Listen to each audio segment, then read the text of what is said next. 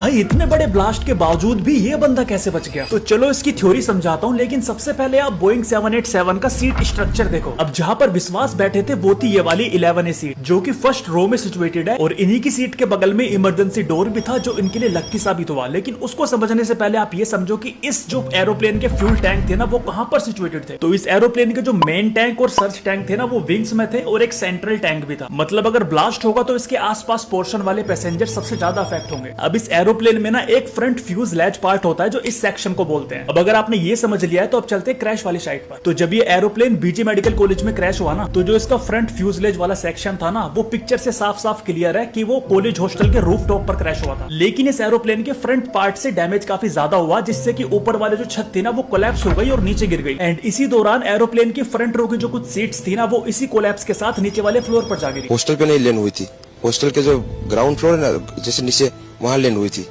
तो मुझे दूसरे के बारे में मेरे को पता नहीं, लेकिन मैं जहाँ लैंड हुआ था ना, वो नीचे की साइड थी। मतलब ये कुछ सीट आइसोलेट हो गई एरोप्लेन के मेन पोर्शन से, लेकिन इसी दौरान ऊपर वाले पोर्शन में ब्लास्ट हो चुका था। अब ये ब्लास्ट इतना हैवी था कि इसमें ऊपर बैठे लोग तो तुरंत ही मेल्ट हो गए होंगे, लेकिन नीचे वाले फ्लोर पर 11A सीट के पास विश्वास बैठे थे, जिन्होंने देखा इमरजेंसी डोर टूटा हुआ है, तो वो वहां से देखकर बाहर निकल लिए। अब इनको देखकर अदर पैसेंजर भी निकलने का ट्राई कर रहे थे, लेकिन उनके बगल में निकलने की जगह थी नहीं, क्योंकि अपोजिट साइड पे था ना, वो बिल्डिंग का वो था ना दीवार, तो उधर से कोई शायद नहीं निकल सका होगा। एंड इसी बीच में ना जो फ्लेम की लपटें थी वो नीचे तक आ गई। एंड ये 1 in a million केस था कि विश्वास कुमार के साथ जो हुआ कि वो सेफली बाहर निकल पाए। अब हो सकता है इस थ्योरी में मुझसे काफी सारी गलती हुई हो, लेकिन अगर वो थ्योरी सही है ना, तो फिर भी आपके काफी सारे क्वेश्चंस होंगे, तो आपके लिए कमेंट सेक्शन खुला है।